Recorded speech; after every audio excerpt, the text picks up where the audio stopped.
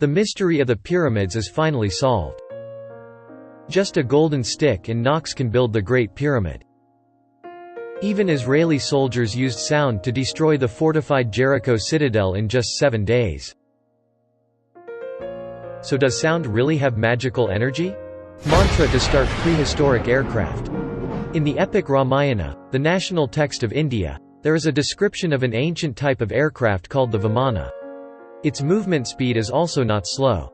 According to the epic Ramayana, it can fly from Sri Lanka to Ayodhya in 1 day, a place in present-day North India, equivalent to 2,110 kilometers.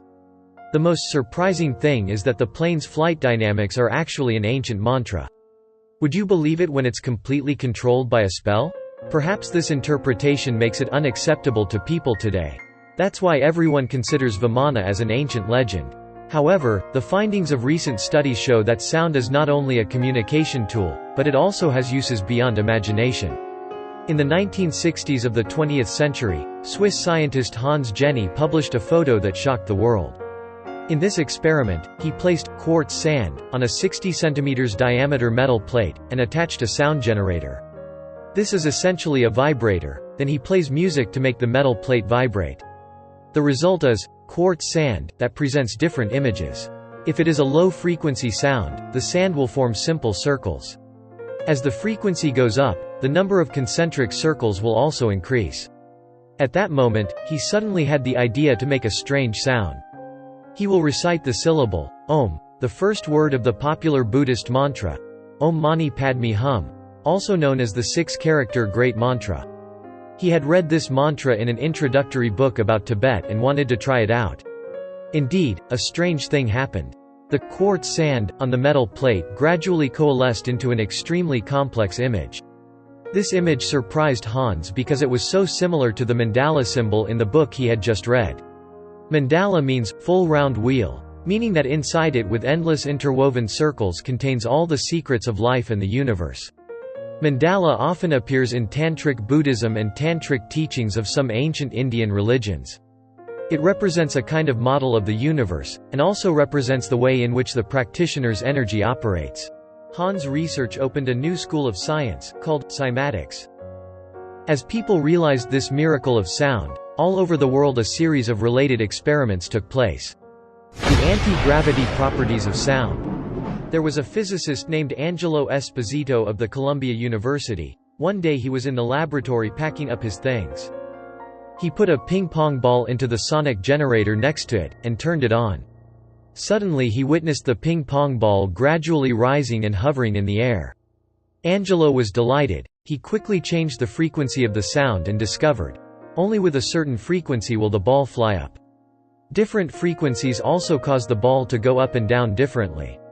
In 2019, Angelo and his research team published a paper that said, "Sound like light, it also has wave-particle duality. The particle of light is a photon, the particle of sound is a phonon. Phonons have mass, but it's not like the common sense. When subjected to gravity, they will move in the opposite direction. So it can be said that the phonon has negative mass, in other words, it has anti-gravity properties. You can see, when affected by gravity, it doesn't fall but floats up." It is emphasized here that anti-gravity is very important. So far, Angelo's research team has only stopped at using sound to move objects with small weight. But it seems that the ancients made strides far beyond today's scientists. In the 10th century, the Arab historian al-Masudi wrote a story when he visited Egypt and heard an ancient secret. Ancient Egyptian secrets. Al-Masudi writes that the pyramids were built like this. The builders first used magical papyrus to press the 4 undersides of the large stone block that needed to be moved, then knocked with a golden stick. On that rock, it will emit a sound with a special frequency. Followed by an amazing scene, the rocks gradually rose into the air, reaching a certain height and then stopping there. Huge blocks of stone flew up, like soldiers lined up neatly. In the whole process, the golden stick plays the most important role. Usually, the person holding the stick will arrange the stone blocks in an orderly manner in the air. You can imagine it like we check the conveyor belts of a production line, see if there are any clutter to make sure they are working properly. Then the stickman continues to knock on the rocks, giving the signal, until the rocks reach the required position.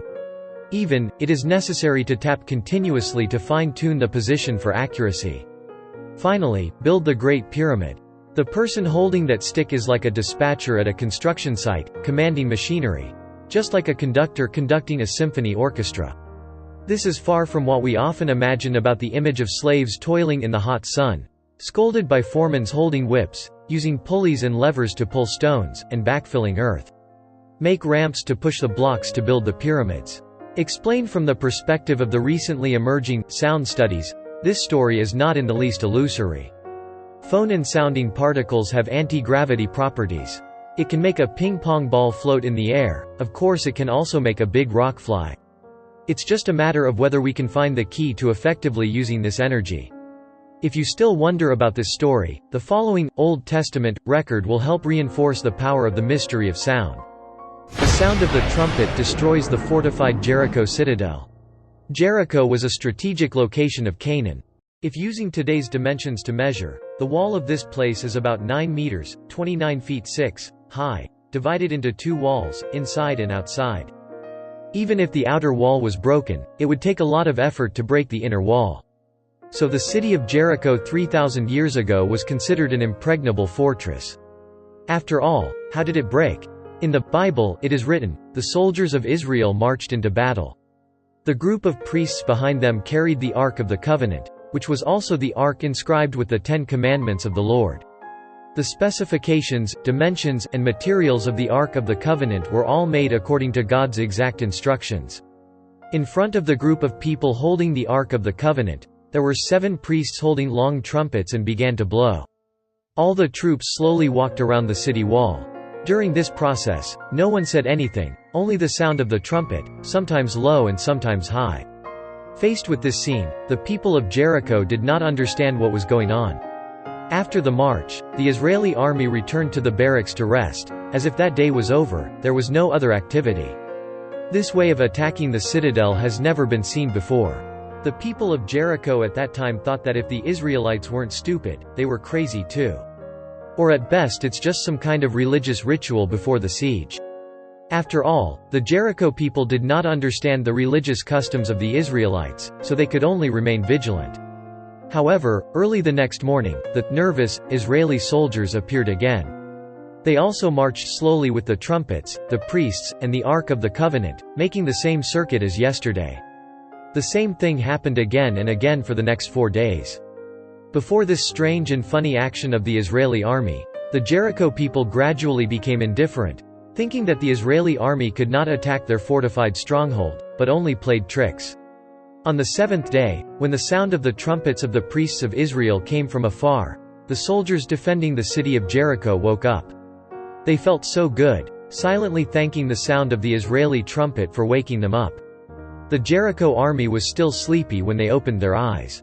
They thought to themselves, "The Israelis are marching around again today." They saw the Israeli army walking under the wall as usual. They even greeted loudly. But today there is a difference. This time the Israeli army went around the wall 7 times.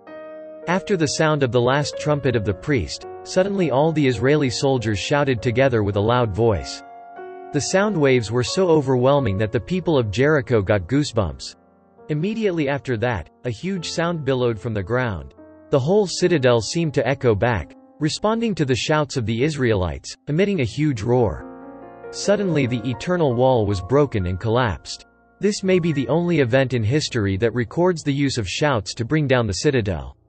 Later, the TV show History explained this 1,000-year-old mystery as follows. There are 12 precious stones on the priest's armor. When they recite the spell, the sound waves combine with a certain frequency of the gem. The stone will emit a beam of light. The beam of light then activates a mysterious mechanism of the Ark of the Covenant, which adjusts the frequency of the trumpet sound, making it larger. The role of gems here is the same as that of the mandala we mentioned at the beginning of the video. It has some kind of reciprocal relationship with a particular sound frequency. However, the gem worked as an intermediary switch, starting the Ark of the Covenant. This chest acts as an audio device, amplifying the sound, causing the wall building materials and the frequency of the trumpet to resonate, thereby breaking down the wall. So what is your opinion? Does the magic of sound really exist? Please leave a comment to let us know. For now, hello and see you in the next videos.